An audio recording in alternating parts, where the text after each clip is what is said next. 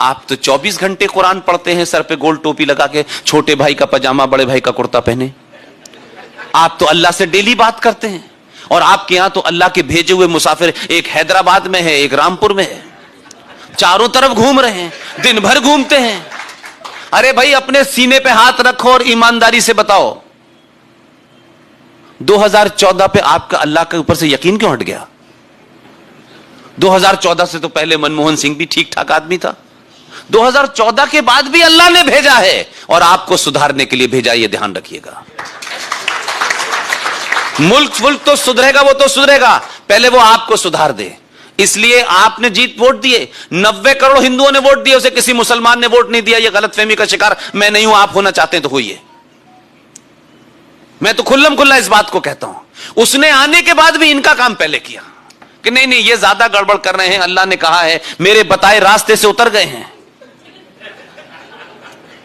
उन्होंने फरमाया है कुरान मजीद के अंदर कि जिन लोगों का अल्लाह पे ईमान है, जिनका मुसल्लत ईमान है, जिनका कंप्लीट ईमान है, जो अल्लाह के बताए रास्ते पे चलेंगे, अल्लाह फरमा रहे हैं उसमें, उन्होंने कहा कि मैंने तुम्हारे लिए सब कुछ दिया है, एवरीथिंग, लेकिन मैंने तुम्हें जिंदगी जीने के लिए कुछ रास्ते बताए हैं। उन रास्तों से अगर तुम उतरोगे तो मैं फिर भेजूंगा किसी को। अब वो भेज दिया है उसने, तो तकलीफ हो रही है। अरे आपको सुधारने के लिए भेजा है, आपको पता ही नहीं है कि 1400 साल में आप किस बीमारी से ग्रस्त हो गए हैं।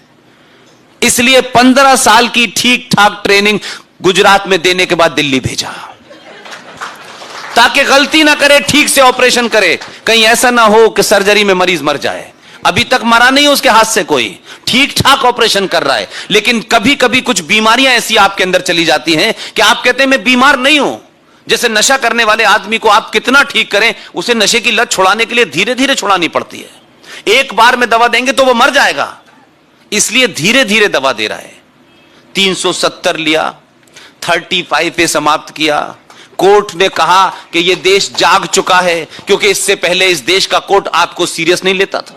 इस देश के कोर्ट की समस्या यह थी कि जैसे इस देश के इंस्टीट्यूशन दंगाइयों से, जिहादियों से डरे होते थे, इसीलिए सुप्रीम कोर्ट भी फैसला देने से पहले डरती थी।